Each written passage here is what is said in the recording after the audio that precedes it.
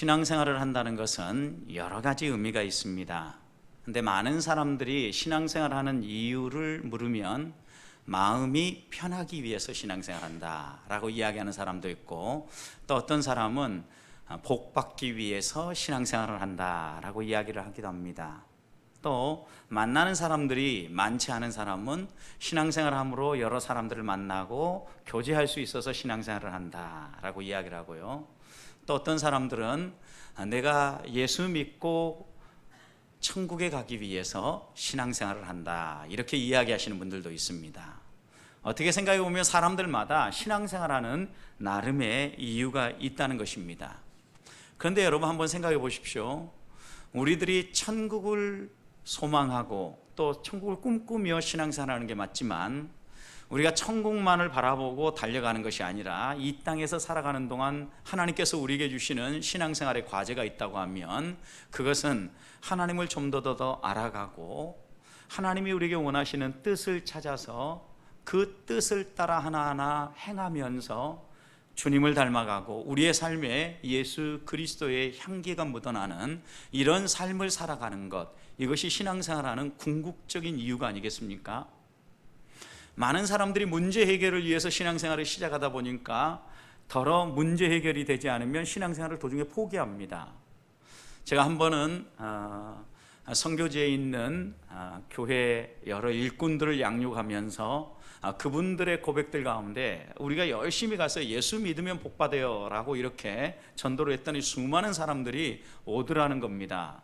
그런데 이들이 자기의 나름의 문제들을 가지고 계속해서 기도를 해도 그 기도가 응답되지 않자, 왜 예수 믿으면 문제도 해결되고 복도 받는다 그랬는데 왜 우리에게는 이런 일이 일어나지 않느냐고 묻더라는 거예요. 그럴 때 이분들 생각에 아마도 기도가 좀 부족해서 그러는가 보다고 이렇게 얘기하면서, 이제 그러면 우리가 더 기도할 수 있는 시간이 언제예요? 새벽 시간이잖아요. 그러니까 새벽 기도를 더 해야 될 것 같다고. 여러분, 그런데 생각해 보십시오. 새벽 기도를 더 한다고 해서 갑자기 그 문제가 해결될까요? 그러지 않지요. 새벽 기도를 했음에도 불구하고 문제가 해결되지 않는 거죠. 결국은 이분들이 우리에게 거짓말했구나 라고 생각을 하고 교회에 나왔던 사람들이 다시 세상으로 돌아가는 이런 일들이 일어났다는 이야기를 들은 적이 있습니다. 그러면서 우리가 신앙생활하고 예수를 믿는다는 의미가 무엇인가에 대해서 다시 한 번 더 그분들과 나누고, 복음을 전하고 한 사람 한 사람을 주께로 인도할 때 우리가 꼭 가르쳐야 될 것은 예수 믿어서 복 받읍시다라기보다는 예수 믿고 하나님의 자녀가 되어서 하나님 나라를 소망하며 살아가십시다.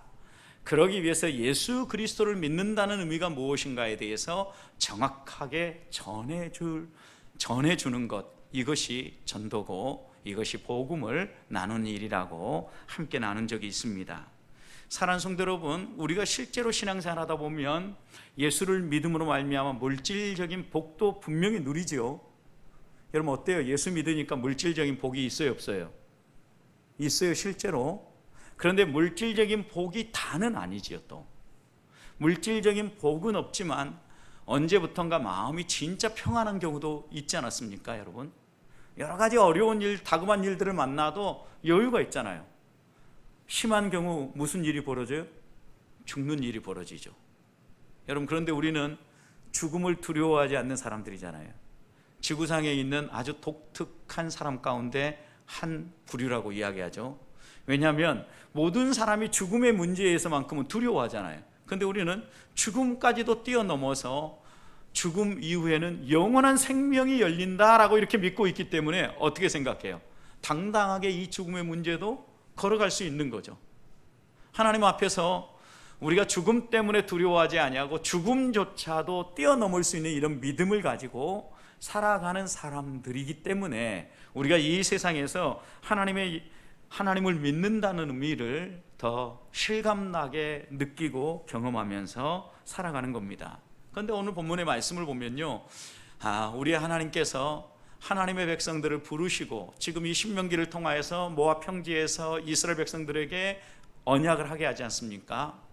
여러분, 그런데 이들이 이제 모압 평지에서 언약을 하고 요단강을 건너서 여리고에 와서 이제 여리고 앞에서 세겜을 두고 오른쪽 왼쪽, 오른쪽은 무슨 산?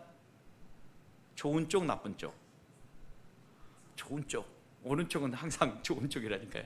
세겜을 두고 동쪽을 바라볼 때 오른쪽은 그리심산, 왼편은 에발산. 여러분 성지 답사 갔다 온 분들 거기 올라가서 보면서 한 번씩 또 다 얘기했잖아요. 세겜을 내려다보면서 그리심산과 에발산이 같이 보여지고 있는 곳, 바로 그곳에 서서 하나님 앞에서 이들이 언약을 한 거예요. 어떤 언약을 했습니까? 하나님의 말씀을 따라 순종하고 하나님 말씀대로 살아가면 하나님이 그들에게 복을 주신다라는 것을 선언할 때 아멘으로 화답했어요. 그리고 또 반은 에발산에 올라가서 하나님의 말씀에 순종하지 아니하고 불순종하면 이런 벌을 받을 것이라고 이야기하니까 아멘으로 화답했어요. 왜 이런 일들을 했을까요? 우리들이 자주 놓쳐버려요. 이야기만 하고 나면 그때 그런 얘기 했었지 하고 이렇게 지나가잖아요. 그런데 이스라엘 백성이 두 부로 딱 갈라져 가지고 세겜을 중심으로 해서 양쪽으로 한 산은 그리심산, 실제로 그리심산은 물이 있고 그래서 나무도 있고 푸르름도 있는데, 에발산은 완전히 저주의 산인 동시에 또 그곳이 물이 없어서 민둥산이에요. 그럼 실제적으로 그들은 보면서 하나님 앞에서 하나님 말씀대로 살면 이 에발산과 같이 이렇게 될 거다, 하나님 말씀대로 순종하며 살면 이렇게 그리심산에 있는 이 나무들처럼 풍성하게 푸르름을 드러내며 열매를 맺을 것이다, 아멘으로 하답하면서 이들이 직접 고백을 한 거예요. 하나님이 이런 방식을 선택한 것은 잊지 말라는 거예요. 여러분, 우리가 어떤 일들을 귀로만 들었을 때하고 내가 보고 직접 입으로 말했을 때, 그리고 우리가 어떤 것을 행동으로 옮겼을 때 완전히 기억하는 정도는 다르지 않습니까? 마지막에 이런 거 제일 우리의 마음속에 오래 기억돼요. 그래서 하나님께서는 모세를 통하여서 이 이스라엘 백성들에게 구체적으로 이런 고백을 하게 함으로 결국은 이들이 이 말씀을 잊지 않고 평생 새기며 살라고 당부하고 있는 겁니다. 사랑하는 성도 여러분, 그런 점에서 오늘 우리가 1절부터지만 읽지는 않았지만 1절부터 오늘 우리가 읽었던 14절까지의 말씀을 보면 하나님의 말씀에 순종하는 자에게 하나님이 약속하신 복이에요. 성도 여러분, 우리들이 이 하나님의 말씀에 순종한다는 의미를 14절 어떻게 표현하는가 보십시오. 오늘 너희에게 명령하는 그 말씀을 떠나 자로나 우로나 치우치지 아니하면, 하나님의 말씀을 떠나지 아니하고 자로나 우로나 치우치지 않고 그 말씀을 붙잡고 살면, 이런 의미죠. 또 그 다음 이어서 한마디를 더 덧붙였어요. 다른 신을 섬기지 아니하면. 근데 이 말씀을 1절에서는 또 다르게 표현하는데, 1절 말씀 앞으로 와서 보십시오. 1절과 14절을 이렇게 딱 어떻게 보면, 여러분 편지 봉투 보면 처음과 끝이 이렇게 딱 닫혀지게 돼 있죠. 그런 것처럼요, 1절과 14절 처음과 마지막을 똑같은 말을 다르게 표현해서 지금 딱 닫아 놓은 거예요. 그리고 그 안에 말씀이 하나님의 말씀에 순종하는 자에게 대한 복에 대한 얘기로 채워진 거거든요. 1절 말씀 보십시오.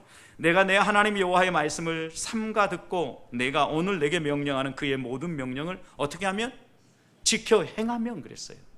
여러분, 선명하게 1절에서 얘기했기 때문에 14절에서는 지켜 행하면을 반대로 얘기한 거죠. 너희들이 떠나지 아니하고 자로나 우로나 치우치지 아니하면, 앞에는 긍정이었다고 하면 뒤에는 부정으로 해서 하나님 말씀에 대해서 순종하며 살면 이 의미를 정확하게 전달합니다. 이렇게 순종하며 살면 어떤 일이 벌어져요, 여러분? 어떤 일이? 자, 여기에 보면 한마디로 하나님이 약속하신 것은 복이 있으리라 해요. 복. 여러분, 복 받고 싶습니까? 안 받았으면 좋겠습니까? 모든 사람이 이렇게 질문하면 다 복 받고 싶다고 얘기합니다. 저도 마찬가지입니다. 생각해 보십시오. 저주받는 것보다는 복 받는 게 몇 배 더 낫죠. 여러분, 그리고 이제 매 맞을래 아니면 상 받을래 그러면 당근 상 받는다 그러죠. 누가 매 맞고 싶어 합니까? 두말할 나위 없어요. 우리 모두의 마음속에는 항상 이런 마음이 있어요. 근데 하나님께서 우리의 이런 마음을 아시고 너희가 항상 복 받고 하나님께 상을 받을 수 있는 길이 있다라고 얘기하면서 우리에게 이야기해 주는 겁니다. 그런데 그 말씀이 쉽지 않다는 겁니다. 야, 상 받는 길, 복 받는 길 가르쳐 줄게, 이렇게 얘기하시고 난 다음에 가르쳐 주신 말씀이 뭐예요? 내가 너에게 말한 대로 살아라 그랬어요. 자, 이제 한번 질문을 드리겠습니다.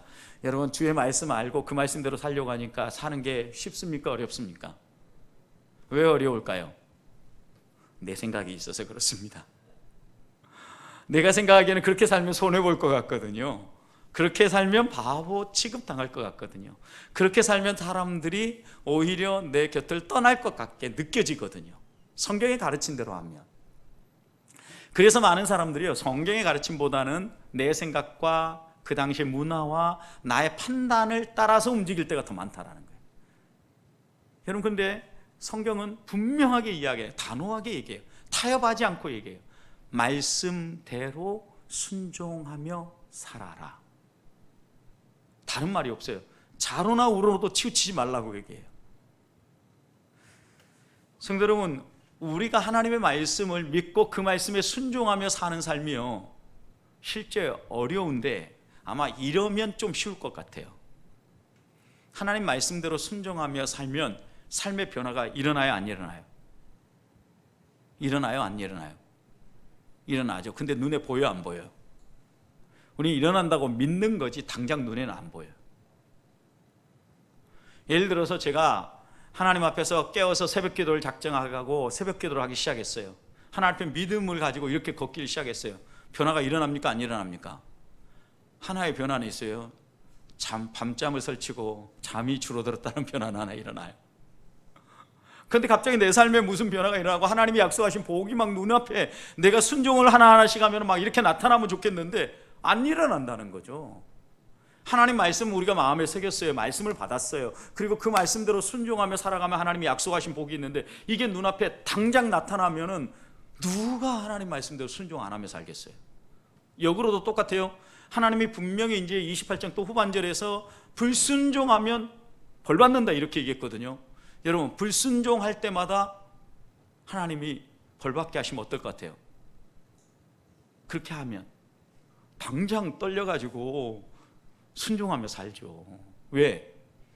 잘못할 때마다 여러분 결과물이 바로 이렇게 나온다고 생각해 봐요. 그러면 우리의 마음속에 두려움이 생기죠. 그래서 말씀대로 살아가려고 하지 않겠어요? 똑같아요.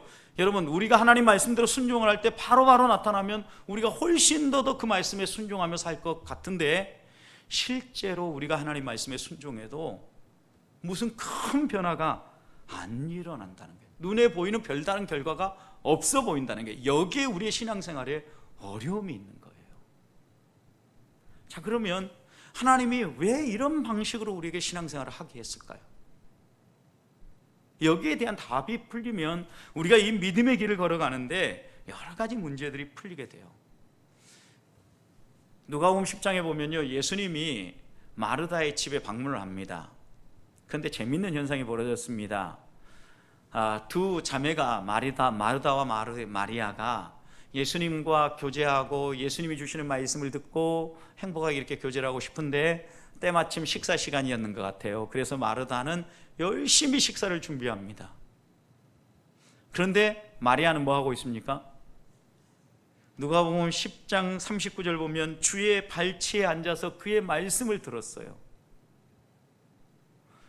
그러니까 마르다가 곰곰이 생각해보니까 나도 그 말씀을 앉아서 듣고 싶은데 나만 왜 이거 식사 준비해야 되고 나만 이렇게 분주해야 되지? 그래서 마음속에 드는 생각이 뭐였어요? 예수님께 부탁을 하는 거예요. 예수님, 마리아에게 명해서 나를 좀 도와주게 해주십시오. 그게 40절 말씀이에요. 예수님께 나아가서. 그때 예수님의 대답이 무엇이에요? 41절 이렇게 읽습니다. 주께서 대답하여 이르시되 마르다야 마르다야, 내가 많은 일로 염려하고 근심하나 몇 가지만 하든지 혹 한 가지만이라도 족하니라. 마리아는 이 좋은 편을 택하였으니 빼앗기지 아니하리라. 지금 첫 번째는 마르다가 뭐 때문에 지금 이런 마음이 생긴 거예요? 이것도 하고 저것도 하고 이것도 생각하고 저것도 생각하다 보니까 마음이 분주한 거예요. 그 빨리 해야 되는데. 그러니까 그런 마음을 가지고 있는 마르다에게 주님이 주신 말씀이 뭐예요? 너가 지금 많은 일로 말미암아 지금 분주하다. 한 가지만 해도 족하다. 근데 이제 그 다음 마리아에게 주신 말씀 때문에 사람들이 많이 오해를 하는 거예요. 봉사보다는 가만히 앉아서 말씀을 듣는 게 더 좋다라고 얘기한 거예요. 마리아는 이 좋은 편을 택했으니 빼앗기지 아니하리라. 여러분, 그런데 누구에게나 이것도 있고 저것도 있는데 하나님께서 우리에게 주시는 말씀은요, 말씀을 듣고 우리의 생각이 변화되어지고 하나님과 친밀한 교제를 나누는 것, 이것이 매우 중요한 신앙의 영역이라는 걸 지금 이 부분에서 이야기해 주고 있는 거예요. 또 하나는 마르다처럼 하나님 우리에게 주시는 은혜를 따라서 누구를 섬기기 위하여서 열심히 땀을 흘려 수고할 수도 있어요. 그런데 이것도 뭐예요? 좋은 일이에요, 여러분. 나쁜 일이 아니에요. 근데 문제는 우리가 여러 가지 일들로 인해서 마음이 분주해서 자꾸 다른 사람하고 비교하고 나는 왜 이러는데 쟤는 저래, 이렇게 이야기하니까 이게 문제가 되는 거예요. 이 문제를 정리해 주신 거죠.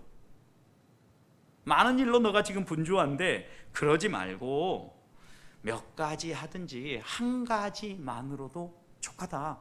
그러니까 너가 지금 하고 있는 일 잘하고 있다, 걱정하지 말아라. 너 한 일, 너가 하고 있는 일 이것만 너는 잘해도 괜찮아. 이렇게 주님이 대답해 주신 거죠.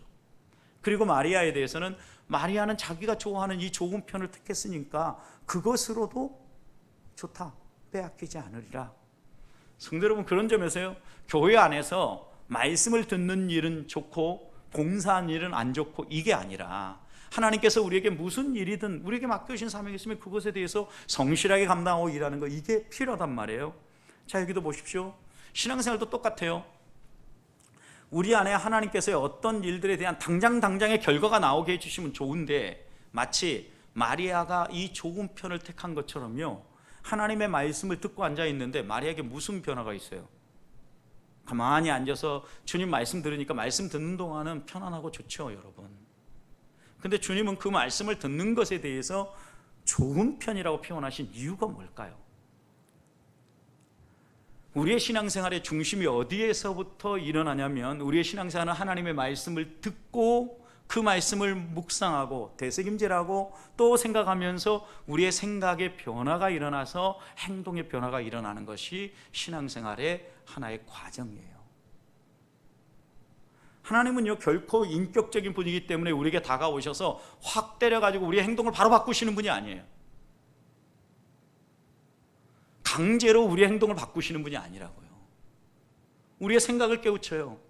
여러분이 그렇게 극적으로 생각하는 바울의 핵심도 보십시오. 하나님께서 바울을 깨우치기 위해서 어떻게 합니까? 그의 이름을 불러주십니다. 그리고 나서 당신이 누구십니까? 라고 물을 때 나는 내가 핍박하는 예수다라고 얘기하면서 그가 생각하고 있는 생각이 지금 잘못된 생각을 가지고 있다는 것을 깨우치고 계시는 거죠. 어떻게 깨우치는 겁니까?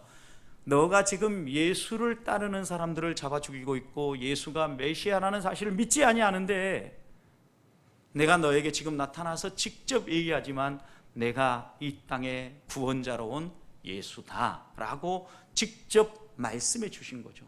왜? 여러분, 그 당시에 여러분, 하나님이 직접 나타나서 말씀해 주신다? 이건 놀라운 사건이잖아요. 바울이 직접 햇빛보다 더 강한 빛을 보면서 경험한 것이 이게 하나님이구나 라는 것을 경험한 거죠. 그러니까 너가 핍박하는 예수다라고 얘기할 때 그 예수가 하나님이시구나, 그러면 바로 이어지는 이해가 뭐예요? 이분이 구원자구나 라는 것을 깨우쳐 주신 거죠. 그의 생각을 바꿔주신 거예요. 우리 주님은요, 누구도 바꿀 때요, 그냥 때려가지고 그냥 행동을 바꾸신 게 아니라 행동을 스스로 고칠 수 있도록 생각의 영역을 바꿔요. 그 신앙의 영역은요, 우리의 생각을 바꿔서 우리의 행동이 서서히 변화될 때 그 다음 하나님께서 결과물들을 누리게 하는 거죠. 이 복도 마찬가지입니다, 여러분. 이스라엘 백성들에게요, 여러분, 하나님이 복을 주신다고 얘기할 때에도요, 오늘 본문에 이야기하는 복들을 보십시오. 그 복들이 어떤 복들입니까? 3절부터 6절에 나오는 복 보면 너가 성읍에서 복을 받을 걸 얘기하죠. 또 들에서 받을 복을 얘기해요. 그런데 성읍과 들에서 받는 복을 쭉 이해해 보면 이건 경제적 활동에 대한 복이에요. 그 다음에 태가 복을 받고 땅이 복을 받고 우양의 새끼가 복을 받을 것에 대해서 얘기해요. 열매가 풍성하게 맺혀질 것에 대한 복이에요. 또 강줄이 떡반죽 그릇에 복이 임할 것을 이야기합니다. 강줄이 떡반죽 그릇이라고 얘기할 때 이것은 그들이 먹을 음식에 대한 복을 약속한 거예요. 또 집에서도 받고 나가서도 복을 받는다라고 얘기하는 것은 군사적인 복을 이야기하는 거예요. 전쟁에서 승리할 걸 이야기하는 거예요. 이것은 현재 그들이 받을 복에 대해서 얘기하는 건데, 미래의 복에 대해서 오늘 우리가 읽었던 이제 이어지는 7절은 이렇게 얘기해요. 여호와께서 너를 대적하기 일어난 적군들을 내 앞에서 패하게 하실 것이다. 아직 일어난 게 아니죠.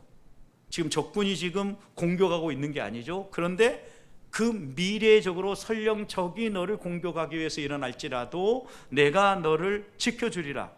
그러니까 현재의 복뿐만 아니라 미래에도 하나님이 우리를 지켜주시고 함께해 주실 것에 대한 복을 이야기하는 거죠. 여러분, 그런데 전쟁과 같은 이런 위기의 상황은 언제 일어날지 모르잖아요. 예측할 수 없잖아요. 어느 순간에 갑자기 일어나죠. 만약 예측이 되어진다면 미리 대비하고 이런 공격이 없도록 방어하지 않겠어요? 지금 우리나라가 여러 가지 무기들을 준비하고 북한이 뭐라고 해도 혹시 모를 것을 대비해서 방위비를 계속해서 사용하는 이유가 뭐예요? 미래에 일어날 수도 있는 일에 대해서 대비하는 거죠. 대비. 똑같은 거예요. 지금 하나님께서 이스라엘 백성들이 순종할 때 현재에도 복을 받지만 미래에 일어날 일들에 대해서도 복이 있을 것에 대해서 얘기한 거예요. 특히 오늘 우리 사회를 보십시오. 얼마나 문제가 많이 있습니까? 특히 지금 정치적 상황, 경제적 상황, 이런 것들을 보세요. 국론이 분열되는 것처럼 보이고 진보와 보수로 완전히 양진영으로 갈라져 있는 것처럼 보여져요. 여러분, 대통령이 국회에서 연설하는데 한 팀은 박수치고 한 팀은 야유를 보내요. 이런 것들을 보면 얼마나 우리 사회 상황이 많은 불안적 요소를 가지고 있다는 걸 알 수 있죠. 이런 불안적 요소가 어디로 갈지 몰라요. 그런데 이런 불안적 요소를 안고 우리가 나아갈 때 미래에 일어날 수 있는 일들에 대해서, 그런 불안한 모든 일들에 대해서 하나님께서 뭐라고 얘기합니까? 7절 후반절 다시 보십시오. 내 앞에서 패하게 하리라라고 얘기한 다음에 너를 치러 오는 그들이 한 길로 공격하러 왔을지라도 어떻게 만들겠다? 7길로 도망하게 만들겠다. 미래에 일어날 일에 대해서 하나님이 이렇게 보호해 주시고 이기게 해 주실 것에 대한 약속을 이야기하고 있는 거죠. 성도 여러분, 여기에서 우리가 초점으로 꼭 가져야 될 게 하나 있습니다. 하나님께서 여기에서 강조하고 있는 것은요, 내가 이렇게 해주겠다는 거예요. 근데 실제로 농사하는 것도 이스라엘 백성이 하는 거잖아요. 비가 올 것 같으면 이스라엘 백성은 어떻게 해요? 땅을 갈아놓죠. 여러분, 우리가 그 요르단에서도 성지답사팀들 경험하셨잖아요. 전혀 우리는 저 사람들이 왜 밭 이랑을 저렇게 갈아놓는가 몰랐는데 일기예보 보고 비가 올 거라고 알았다라는 거예요. 그래서 저희가 이스라엘 넘어갔다가 다시 요르단 오니까 비가 막 완전히 와이퍼를 쓸 정도로 많이 내렸다 그러잖아요. 이제 그때 그 사람들은 어떻게 그걸 알았겠어요? 이때쯤 하나님이 주시리라 라고 이런 믿음이 있고 그런 마음의 소망이 있으면 어떻게 해요? 밭을 갈아놓고 기다리는 거예요. 왜? 갈아놓고 기다리면 수분이 촉촉하게 내려야만 거기에 씨앗을 파종할 수 있기 때문에. 그러면 그 수분을 먹고 이 씨앗이 자랄 수 있는 거죠. 그렇게 심어놓고 나면 또다시 이들은 하늘을 바라봐요. 무엇을? 하나님이 때를 따라서 비를 주시도록. 생각해봐요. 햇볕만 내리쬐이면 어떤 작물이 거기서 싹을 틔우고 자라날 수 있겠어요? 그 척박해 보이는 환경 가운데. 그러나 지속적으로 물이 또 있으면 어때요? 계속해서 열매가 맺는 거죠. 지금은 이스라엘 백성들은 수로를 개척하고 강계 시설을 형성해 가지고 모든 사막과 같은 그 곳에 밑에다가 파이프를 다 심어 놓은 거예요. 그러니까 푸르름이 유지되는 거거든요. 그런데 과거에 어찌 그런 일들이 있었겠어요? 그러니 그들이 유일하게 바라보는 건 뭐예요? 하늘의 하나님을 바라보는 거죠. 하나님이 공급해 주시기를. 여러분, 그러니까 이런 복이 누구로부터 온다는 거예요? 하나님께로부터 오는 거죠. 그런데 언제 어떤 방식으로 어떻게 우리에게 주어질 건 아무도 몰라요. 하나님의 때 하나님의 방식으로. 그래서 전도서 3장 1절 보면은 천하만사 범사에 기한이 있다. 심을 때가 있으면 거둘 때가 있고 이러면서 쭉 이야기를 하는 거예요. 모든 게 때가 있다라는 거죠. 하나님의 때 하나님의 방식으로 하나님이 일하신다라는 걸 이야기해 주는 거죠. 그래서 창세기 26장 같은 경우 보면 이삭은요 흉년에도 농사를 했는데 그의 소출을 100배나 거두었다라고 얘기했어요. 다른 사람이 상상할 수 없는 양의 열매를 거두었다라고 얘기하는 거죠. 왜 그랬을까요? 하나님이 그와 함께 해주셨다라는 거죠. 여러분, 그래서 순종하는 자에게 약속한 복은요 결국은 우리가 이 과정을 다 지나놓고 보면 보여지는 거예요. 그러다 보니까 가면서 계속 안 보이니까 우리는 그 길을 끝까지 못 따라가는 거죠. 여리고성 무너뜨릴 때 여러분, 여리고 성벽, 안성벽, 바깥성벽, 원래 여리고 성벽은 그래서 그 안성벽과 바깥성벽 사이에 기생 라합의 집이 있었다고 성경은 이야기하고 있죠. 여러분, 그 정도로 견고하고 튼튼한 성벽이에요. 근데 이런 성벽이 어떻게 무너졌겠어요? 하나님께서 이스라엘 백성에게 주신 말씀은 뭐예요? 하루에 한 바퀴만 돌아라. 안타깝게도 우리가 여리고성은 못 봤죠. 그런데 고고학자들의 발굴되어진 자료에 의하면요, 이 여리고 성벽이요 어마어마해요. 가나안의 첫 성이었을 뿐만 아니라, 그런데 이 성벽이요 하루에 한 바퀴씩 계속 돌고 마지막 바퀴에 7바퀴 돌아 그랬는데, 여러분 하루에 한 바퀴 도니까 돌 하나가 떨어지고, 2바퀴 둘째 날 또 한 바퀴 돌고 나니까 어느 한쪽에 살짝 틈새가 보이고, 이러면서 믿음의 말씀을 따라 순종할 때마다 결과가 나타났다 그러면 어때요? 돌만하죠. 여러분, 나만 장군에게 더러운 물에 가가지고 씻으라 그랬어요. 7번 씻으라 그랬어요. 한 번 씻고 나니까 딱지가 생기고, 2번 씻고 나니까 딱지가 떨어지고, 3번 씻고 나니까 새살이 돋기 시작하고. 여러분, 이랬으면은 누가 그 길을 못 걸어가겠어요? 누구나 다 따라가죠. 그 길은. 이건 믿음의 길이 아니에요. 여러분, 믿음의 길은요 7번 몸을 담글 때까지 아무런 변화가 안 일어났어요. 이스라엘 백성도 6일 동안 6번 돌고 7일째 7바퀴를 돌 때까지, 그러니까 13바퀴 돌았죠. 완전히 돌 때까지 아무런 변화도 일어나지 않아요. 하나님이 명령하신 대로 나팔을 불면서 함성을 지르고 소리를 지를 때 그때 무너졌다라고 성경 기록하잖아요. 7번 물에 담그고 올라왔더니 어린아이 살보다 더 부드럽고 좋은 새 살로 하나님께서 나만 장군의 피부를 회복시켜 주시지 않았습니까? 이게 믿음의 열매예요. 그 과정은요 힘들고 어려워요. 그런 점에서 우리가 신앙생활 한다는 의미를 다시 한번 마음에 새겨야 돼요. 하나님 앞에서 우리가 아무리 믿음의 길을 걸어가고 우리 눈에 별 것이 보이지 않고 아무런 변화가 일어나지 않는다 할지라도 포기하지 아니하고 끝까지 걸어갈 때 하나님이 약속하신 복이 우리에게 임한다라는 걸 보여주는 거죠. 여러분, 언제 어디에서나 하나님이 주시는 복의 정도도요 여러분 머리가 되고 꼬리가 되지 않게 해주신다라고 얘기하죠. 12절 꼬줄지라도 꾸지 않게 해주시겠다. 13절 머리가 되게 해주시다. 여러분, 지금 이 이스라엘 백성은 어떤 사람들입니까? 뭐 했던 사람들입니까? 어떤 한 분야에 막 전문적 기술을 가지고 막 실력 있는 사람들이었습니까? 지금 뭐 하다 이 사람들이 여기 와 있어요? 애굽에서 노예 생활하다가 지금 여기 와 있잖아요. 그 당시 문화로 보면 바닥 생활하다가 온 사람들. 근데 그들을 향해서 하나님이 뭐라고 약속하는 게 세계 최고가 되게 해줄게, 이렇게 지금 얘기하고 있는 거죠. 믿어지십니까 여러분? 여러분, 바닥을 치고 있는데 하나님 어느 날 갑자기 내가 꼭대기에다 올려줄게, 그 말씀이 믿어지냐는 거죠. 하나님은 이렇게 약속을 하고 이들을 하나님의 말씀에 순종하도록 지금 요청을 하고 있는 거죠. 9절 말씀을 다시 보시기 바랍니다. 9절 보면요, 여호와께서 내게 맹세하신 대로 너를 세워 자기 성민이 되게 하시리니 이는 내가 내 하나님 여호와의 명령을 지켜 그 길로 행할 것임이니라. 하나님의 말씀을 한 번 지키고 행하고 끝난 것이 아니라 지속적으로 계속 지켜 행할 것을 명령하고 있는 말씀이에요. 이 말씀은 여호와의 명령을 지켜, 이것이요 완전히 끝난 일이 아니에요. 계속해서 우리가 그 하나님의 명령을 지켜 행하는 것을 표현하는 표현이에요. 그러니까 하나님께서 우리에게 지속적으로 이 하나님의 말씀을 지켜 행하라는 거예요. 하나님께서 우리를 하나님의 백성으로 삼으시고 우리가 지속적으로 그 길을 갈 수 있도록 힘을 주신다라는 말씀이죠. 9절. 결국 그러니까 우리가 그 복을 받아 누리는 거죠.